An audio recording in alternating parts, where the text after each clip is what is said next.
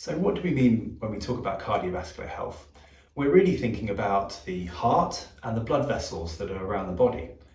And when we're talking about cardiovascular health, we're trying to aim to prevent heart attacks or strokes in the main.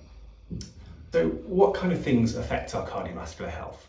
There's a couple of different things, but they're broadly broken down into environmental things. That's things that we're exposed to, that we do to ourselves perhaps. And then there's also the genetic factors, and those are the things that we're born with. And whilst we can't necessarily do anything about that ourselves, there's other ways we can help ourselves to reduce those risks going forward. So when we look at cardiac screening, cardiac health screening, we look at several different factors. Essentially, the heart is a pump, but there's lots of factors that we need to look at around that. First of all, there's the electrical activity of the heart, and this is often looked at with an ECG. A series of sticky pads are put on the chest and arms and legs, and we have a look at what the electrical activity of the heart is doing and can identify if there's any obvious problems there. We also look at the structure of the heart, and that's having a listen to the heart in the main and feeling if there's any strange noises or any strange palpations that are in your chest.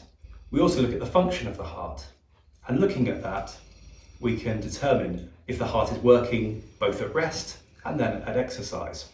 Furthermore, there are often several blood tests we can do to have a look at your individual risk factors, and that's things like your cholesterol level, but also thinking about your kidneys, thinking about your sugar levels, and also some of the other genetic markers that perhaps you may not even know are affecting your heart health.